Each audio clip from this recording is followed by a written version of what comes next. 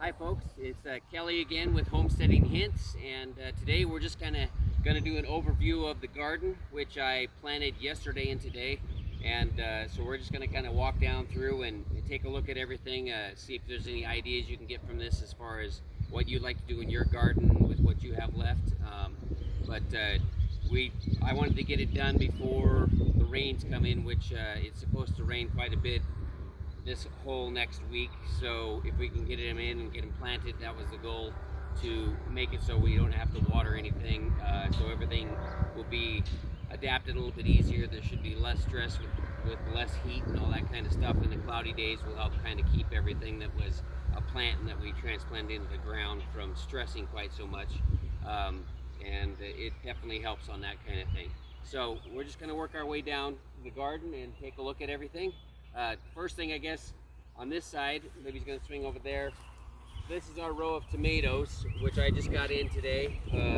That is how we do the tomatoes, and the only thing that will be different about that is I will add mulch to it as I get it. I like to use grass clippings, especially on the inside of the buckets. So when we mow and get more grass clippings, I will put them in there. Some of them are looking a little stressed on the ends there. Probably a little bit wind blown, and they just kind of stress a little bit, but they should pick up just fine on that. And then I probably will put straw on the outside area of it to keep the weeds down. So, okay, the first thing here is Musk Melon, which I planted three, basically they're hills of Musk Melons. And what I did, rather than hilling it up with soil, was I went ahead and I cut a big, it's about a 10-gallon pot. I cut it into sections and push it into the ground, and kind of that kind of does the same thing as hilling it up. It also kind of helps, and I'll show you that later on, it helps with boring insects and boring like grubs and whatnot. They might hit that and just go on around it instead of burrowing deeper to go underneath of it. So that's one of the things that I kind of do that way. It also kind of keeps me a good idea of where everything's going to come up, so I can mulch everything else around this when I get the mulch, either straw or grass clippings, which again is my preference. But so we kind of worked on that. There's three hills of that. That's the cantaloupe is a Petit Gris de Renat, which is it's an old heirloom variety, and it gets a pretty big cantaloupe on it. So I'm trying that this year. Last year I used Wisconsin Pride, which is another good one. Those are all Seed Saver seeds, and we have those at the garden center too. So that works out really well. We'll hopefully have some good melons this year. I intend to use a watering system on these that's actually drilling holes in a 5-gallon bucket and placing that 5-gallon bucket once a week over each of these, and watering them in that way and giving them a little bit of extra water, which I usually don't do, but I'm going to try that on the melons this year because our melons never usually get extremely large, and I am positive that's due to the fact that we don't do any watering of them. So they usually do fine as far as growing. We just don't get a very large fruit, so we're going to try something a little different this year on that. So we're kind of moving down the way. Over here is potatoes, which we put in quite a long time ago, and they're starting to work their way up through, but it's taking quite some time on them. I think because we had such a drought during the last few weeks, they haven't really pushed up much, so they're starting to push through in some of the spots, but they just aren't there yet to where I need to cover them back up again. This is okra, which I'm trying an orange variety of okra. It's kind of an interesting looking okra there in one row, and the other one is seeds from 2019 that I saved. We'll see how they do, and I'll probably save some seeds off of both of them or whatever comes up, especially on the orange side if I like those. If I don't, we'll probably go back to the regular green varieties that we have. But just kind of trying something different in the okra. We use okra quite a lot in like our soups and things like that because it's a good thickener, and it actually is pretty good on the grill too. So we use quite a bit of okra. And then coming down the way here, we have peppers in here, and the peppers, this variety is Lucia, which is a new variety. It's supposed to be a very sweet variety of pepper, and I'm trying some of those. I kept this pepper separate from the rest of them, which are back over there. They're over 30 feet away because if I like this variety, I'm going to save seeds from it and use it next year from my seeds saved. So we're just kind of seeing if that works out. But I use just regular, I mean this kind of tomato cage right here, which is actually just a cattle panel that's bent into a circle. That's one of my preferred methods if I don't use the A-frame like I do on the regular tomatoes. But it does hold everything in place pretty well. The only thing obviously is with our numbers, I didn't really want to bend, you know, 100 of those, so I use them more on peppers than I do on the tomatoes. That's why I use the A-frame there. So moving on down the way this way, I put in some nasturtium in different areas. The nasturtium in here is actually kind of a bug deterrent. They say that it does well on keeping some of the bugs from finding plants and coming in. And nasturtium is actually edible too, so it's kind of nice to have. We've got one that's already blooming. I started all these from seeds on that second video that I did back in March. So these are all my seed varieties of nasturtium here. And then the next thing, and the reason I put the nasturtium in these spots and I put it on both sides, is this is zucchini, which is one of our squash, and one of my main issues my main problems that I have in the garden is squash borers and squash bugs. And this is zucchini, yellow zucchini, crookneck, which we like to have. We put it on the grill and other things, and Libby makes bread with it and all that kind of stuff. But we can usually get 4 or 5 zucchinis before the ash borer, or the squash borers, I should say, will come out, and they usually end up killing them off. So I put some circles around these to try and keep the borers from out getting into them. It worked on the butternut squash last year and a little bit on the acorn squash. I didn't put it around the zucchini last year, but we're trying it around them this year, and we'll see if they maybe last a little bit longer. Another thing that I'm going to do is wait a few weeks. So I technically am not completely planted in, but I'm going to step in another planting of zucchini to try and mess with the bugs' whole system. So if they eat this, they will be at a different point in their life stage to eat the next variety, hopefully, and maybe we'll get some, you know, in succession planting that way. So we're going to try that. And I have read where you can plant into July with zucchini and still get a good zucchini out of that, you know, a good crop of them. So we're going to try some different things that way. On this side too, in this area, in a couple of areas, I planted zinnias, and I just broadcast seed those, which, you know, means I just threw them out into the dirt, and then I raked them in, and the zinnias will bring in the pollinators and keep them here, and hopefully they'll continue, you know, searching for pollen on the zinnias, and then they'll find, you know, the zucchini flowers and the other squash flowers and things like that, and they'll continue to pollinate all those things while they're here. It is a good idea to incorporate some flowers in with your garden, because you can have different you know, things going on at one time, but if you have more of a variety for them, the bees are more likely to stick around and not search anything out, and they'll continue to poke around, and they'll have a better pollination effort, because of the fact that there's just more flowers to keep them around. So they'll be poking around and going in on different things and all the different flowers, which works out pretty well for us. Plus our bees are close by, so it's kind of nice that way too. But the next thing up is this is the butternut squash, which I have in here, and all these things are going to get mulched with either straw or grass clippings as we go. Some of them I'm going to let come up, especially the row crops like the okra. I want to see where they're at before I cover them. These other things I'll mulch around circles and things like that. But the butternut squash was from seeds that I saved, and I saved quite a few different ones, and I'm hoping that some of them are viable. The first batch that I had wasn't viable, so I saved another batch, and I'm trying actually a very large number, so if I can get any of them to come up, I'll be happy with those. And the squash is actually called the Pennsylvania Dutch crookneck, and it's a big squash. We use it a lot. It's also a seed saver squash, but we do use it a lot in soups and things like that. We actually use it as a sweet potato substitute, which is actually pretty good that way too. And it's also chicken food, because we do end up getting a lot of it, and we save a lot of it over, and the chickens will eat it in the winter time. We'll take it out to them. We just keep them in the basement down in a cool place, and they stay real well there, and we'll cut some up for the chickens every so often, just for some kind of a treat for them. works out good. This is oregano, which is from last year, and so I just tilled around it and kept it the way it is.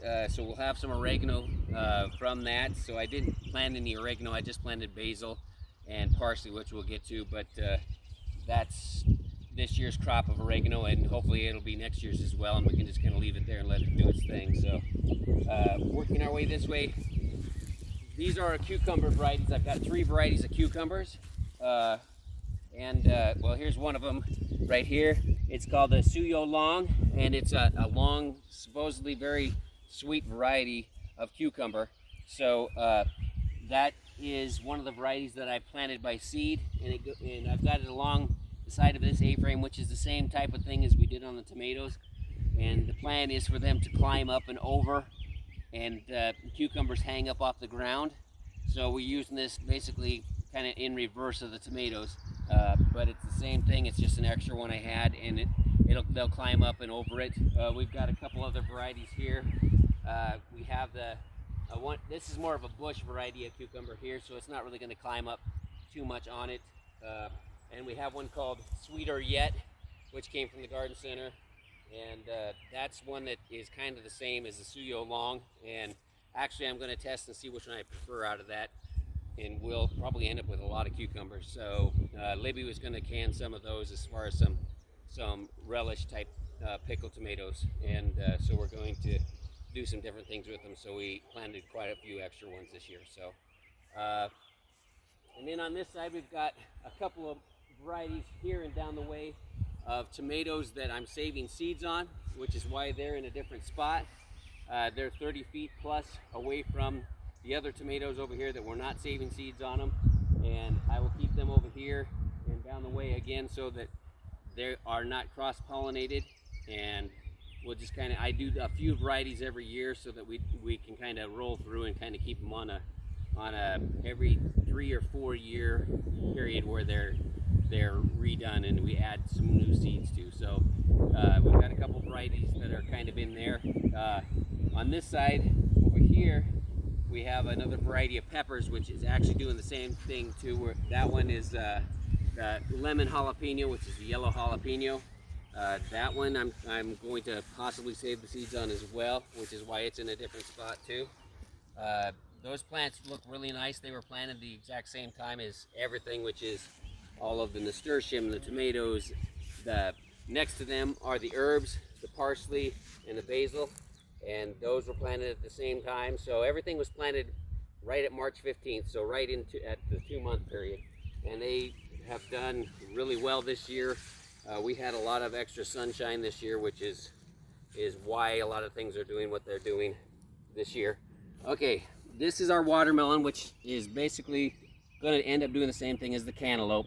The watermelon I chose was a Blacktail Mountain, which is a decent sized watermelon. We're going to do the same thing where we water it extra, just like the cantaloupe, so we can kind of see if that helps us out on our production and our size of the watermelon. So then we come into what is actually a pretty good sized batch of sunflowers. These are Mammoth Giants and some other just more colorful oranges and yellow sunflowers, some shorter ones. The Mammoth ones are what we use also as a treat for the chickens in the wintertime. We'll cut the head off when it gets dry, and we'll use it, and we'll give it to the chickens, and they can feed off it in the wintertime whenever we decide to use them. We store them in a place where the mice can't get to them. And as you can see, the chicken tractor's right here. The chicken tractor is going to continue moving up and down all these rows during the entire season. So that'll be here, and the chickens will be feeding in there and moving along. So that's most of it. Okay, I've got the Castor Beans, which is Denise from work. She actually gave me some seeds from the Castor Beans, and that's the row over there next to the tomatoes. I thought I'd just try that in this area and see how big they would grow, and just kind of, I had some room, so I went ahead and put them there. But they get massively huge, but they are poisonous, so don't put them anywhere where you can mistake them for anything or have your dogs or cats eat them. So, but I just went ahead and put them in there just to see how big we could get them this year. So This over here is our extra lettuce spot. This is a succession planting to the other lettuce, which is up there, and I put them in here to keep the rabbits from eating them off as they come up. Rabbits won't jump over that thing, and it'll kind of keep everything away from it. Hopefully we'll have another crop of lettuce here in the next month or so. And as we're working our way this way, I've got a patch of onions. We didn't do a lot of onions, but there's probably about 50 or so in that patch. I didn't plant them real early. They're just starting to come up. You can see some of the greens coming up on those, but went ahead and put a matting of grass clippings down on that. And I've got another succession of potatoes in here. Had some extra ones in stuff that were starting to get shriveled up looking and starting to grow. So we just went ahead and dug a spot here and put some extra potatoes in there. Just for the heck of it, more or less. The next one is the early crops. This is the cabbage and the broccoli and kohlrabi, cauliflower, all that stuff. It's underneath of these to keep the rabbits out, and we're just keeping it in there until it gets a little bit bigger. I'll probably pull those tops off within the next couple weeks when it really starts growing.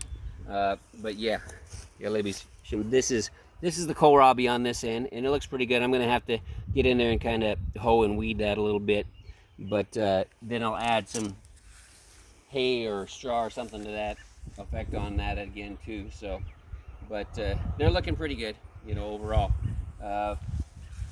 Last bit on this side, these are our green beans, and I didn't do a huge amount of those last year. I did way too many. If you ask my wife, it was way too many. So we just did a couple of rows right here, and I will mulch those in when the beans actually come up too. But they're just green beans. Provider is what they are, seed saver green beans, and they do really well for us. In fact, we have quite a few still in the freezer yet, which is why I didn't do as many this year, because we're not going to need as many to carry us on over for next year. So we'll probably have them just mostly for fresh this year, and if we decide we want more, we can always go ahead and do another one. So what's that? I said we're doing dilly beans this year. Oh yes, we're doing dilly beans, so we might actually end up using more. But okay, over there are the two varieties of peppers that we're not saving seeds on. I have one in the A-frame section and the other in just regular tomato cages, and then the second A-frame section of tomatoes, which is another variety we're saving seeds on. So that's kind of why they're all separate. In this big open area that's next to it, off to the right of the peppers, is more zinnias again. So we've got quite a few flower draws for our pollinators to bring them in. I had a little bit of extra space, so I went ahead and did that rather than, you know, narrowing down the amount we have. We'll just keep it killed, and we'll end up using some different things and trying some different things again. Here's our carrots, which were planted quite some time ago. I don't even remember. We did a video on those as well. But the carrots are starting to look good. I'm going to have to weed them again. Carrots are a pain as far as weeding goes, because the weeds get right up next to the carrot. They don't really do a lot of coverage or anything like that, so they get a lot of weeds in them. This is the radish, which we've been eating out of the radishes, and underneath here is the spinach and lettuce, which actually looks really good, and we've been eating out of that quite a bit. I still keep this over top of it to try and deter the rabbits a little bit from going in there. They won't want to get caught underneath there, so usually they're too nervous to do that. Once in a while you get a baby that'll go in there and get stuck in there, but that hasn't happened this year yet. But that's basically the garden. If you have any questions or anything regards to anything in the garden, or what what we do and why we do it, just give a call to Ted Lare and ask for me, and we'll try and get it answered for you. Until next week, thanks again, folks. Talk to you later.